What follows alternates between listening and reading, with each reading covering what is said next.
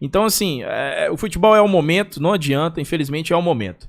E eu acho que para pedir saída de treinador, eu acho que parte muito quando ele não consegue sair daquilo que pelo menos ele tenta corrigir. Ele não tentou corrigir nada ainda até o momento, eu vejo que o Pepa ainda não tentou mudar.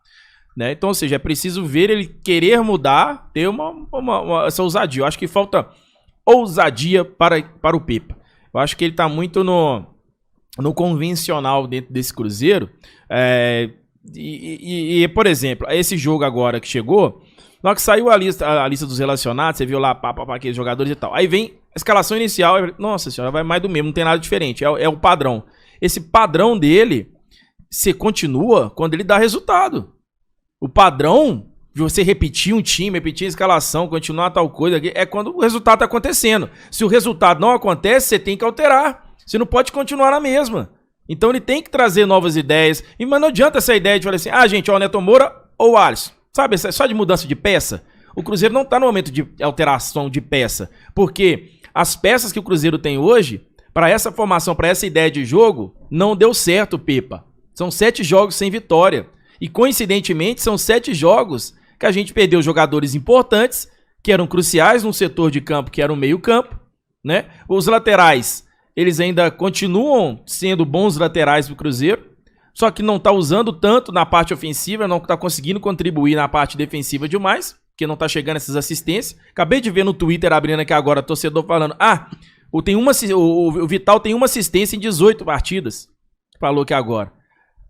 Mas você aumenta o número de assistências quando os atacantes fazem gol. Não dá pra criticar o cara, ele não dá assistência. Ele é um meio que não dá assistência. Talvez a assistência ele dá, mas se o cara não fizer o gol, não adianta criticar só o cara. Mas realmente, caiu a produção ofensiva do Matheus Vital, desde a contusão. Coincidentemente, desde a contusão. Será que é problema físico dele? Ou será que aí entra outra coisa que a gente falou aquela hora? Antes ele tinha um Ramiro. O Ramiro era aquele cara do box to box, aquele cara que aproximava mais. Ontem o Neto Moura foi muito mais defensivo do que ofensivo. Qual que fica o cara que vai jogar apoiando? Não tem. Então, assim, cara, o Cruzeiro hoje é um elenco que a gente sabe que é limitado tecnicamente, a variação de peça vai ser sempre pouca, só que é preciso mudar. E aí não cabe a mim aqui como torcedor, a gente vai opinar. Eu acho que o mais do mesmo, mudar. A torcida tá cansada. Não adianta chegar agora, qual que vai ser a substituição do próximo do jogo? Mudar. Gente, vai entrar o Dourado no segundo tempo. Gente, vai entrar o Stênio no lugar do Wesley. Sabe, essa mesmice, o próprio São Paulo já sabe que o Cruzeiro vai fazer isso. Ele já anula. Ele já entende que hora que o Cruzeiro vai fazer isso, porque é muito óbvio a substituição. A questão do repertório. Que eu achei, eu sinceramente, Vijão, eu acho ainda pouco tempo em relação ao futebol, né? Porque aqui a gente tem que ser tudo muito imediato. Mas eu achei que ia ter mais. Essa questão do repertório. Até pela parada também, treinamentos e tal. E o Pepa, né? A escola portuguesa é muito boa de treinadores. E o Pepa, a gente procurou a informação dele, muito bem recomendado, como um cara promissor. E essa questão do sai esse e entra aqui é uma questão que ele precisa de ver. O próprio Pepa. Vejam, quando você faz uma análise para contratar um treinador, você sabe do perfil dele, da característica que ele tem, né? Estilo de jogo. Você estuda o cara. Não vai contratar do nada. Aqui no Brasil fazem isso muito, né? Sai um treinador com posse de bola e entra um treinador que joga de forma reativa. Mas, pelas características que a gente vê do Pesolano agora pro Pepa, essa gestão, eles fazem uma análise mais aprofundada do profissional. E eu espero que o Pepa tenha, né? Espero mesmo que o Pepa tenha ideias, esse repertório para fazer o que o Pesolano fez ano passado, como o Vijão citou lá no início da nossa resenha aqui. Intenso, né? Ele percebeu que o Cruzeiro precisava de um equilíbrio e ele colocou 3 zagueiros. Não tô falando que o Pepa vai fazer 3 zagueiros, mas, por exemplo, ele pode fazer... Mas ele teve ousadia, viu que não dava certo e mudou, né? Povoar mais o meio campo com 4-4-2, bem treinadinho ali, com 2 linhas de 4 e 2 atacantes, por exemplo. Pode continuar um time intenso, com posse de bola, mas também mais equilibrado. O Pepa, eu tenho ideia, vejam, por isso que eu falo do trabalho aqui, que eu prefiro a gente tentar ver se o treinador que foi contratado tem capacidade de criar essas soluções, mesmo sem as peças, né, de reposição, como como a gente está na expectativa do dia 3 de julho, mas o próprio Pepa falou, pô, não tô conseguindo aqui. E eu acho que o segundo tempo ontem, as mudanças dele, Virgão, eu acho que um cara que, sério, como o Pepa você vê que é um cara sério, trabalhador, que tem ideias, ele vai prosperar na profissão, sim. É jovem ainda, mas ele vai olhar e falar, ó, não dá pra fazer, aquilo ali não foi planejado. Essa substituição que eu tô fazendo aqui não estão surtindo efeito, mas eu preciso incrementar naquele esquema que deu certo, que vieram gente até fazer reportagem aqui, o Virgão trouxe aqui no Cruzeiro, reportagem sobre o Cruzeiro de Pepa, incrementar alguma coisa nesse esquema que deu certo, para poder ele mesmo, sem essas loucuras de traz o fulano de tal, o treinador tal, que resolve o problema, não resolve, a gente já viu isso.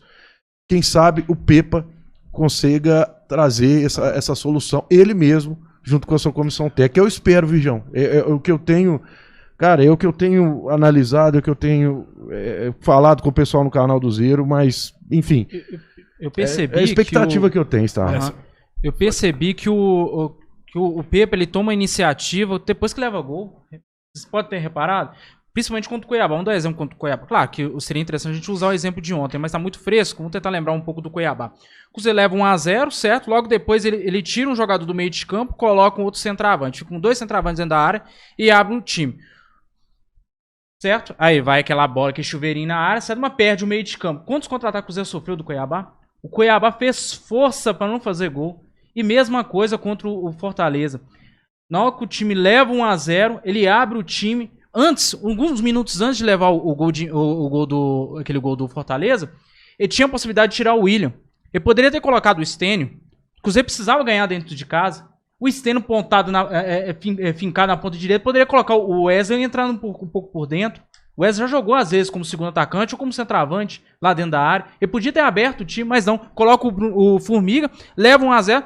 Assim que leva 1-0, abre o time. É porque quando você ataca o adversário, você tem um padrão de jogo, uma formação, você vai atacando o adversário. Se você só trocar peça, não vai adiantar. Por exemplo, assim, vai trocar o 6 por meia dúzia, como no caso, vai trocar o Stênio pelo Wesley, por exemplo. Peça por peça, na mesma posição, do mesmo jeito. Essa peça por peça só vai fazer a diferença para te trazer um resultado pela qualidade individual do jogador. Porque ele vai fazer algo diferente que aquele jogador tá fazendo. Porque ele vai estar no mesmo setor e vai ter o mesmo marcador que já tava ali, jogando do mesmo jeito. Agora, e o time tá postado lá atrás de tal forma. Agora, quando você pega, você faz uma variação tática, ó, você tava no 4-3-3 aqui, aí do nada você muda o 4-4-2 dentro do jogo, você muda a tática dentro do jogo, você coloca dois atacantes, você deixa os zagueiros, os laterais subirem um pouco mais para ser essa ala pela direita ou pela esquerda, você muda o esquema defensivo do adversário de forma que ele se perde. E é nesse momento que você vai tentar fazer um gol. Pela mudança tática dentro do jogo. E o Cruzeiro não tem isso. O Cruzeiro troca os 6 por meia dúzia. E essa meia dúzia do Cruzeiro que tá entrando não tem sido também mais do que eles que estavam jogando. Até por exemplo, são reservas, né? São reservas. Mas tem reservas, às vezes, de qualidade, que tem uma característica diferente. O elenco do Cruzeiro é limitado. Você não tem jogadores. Esse cara vai entrar e vai mudar o jogo. Não, o Alisson talvez seja o jogador que entra nesse meio que tem uma característica bem diferente dos outros jogadores. Porque eu vejo o Neto Moura e o Machado basicamente na mesma ideia. Você não vê tanta diferença assim, não. Agora o Alisson ele tem uma característica diferente de jogo no meio de campo. Agora o Cruzeiro não sabe aproveitar, não tá sabendo, né? Aproveitar muito daquilo que tem.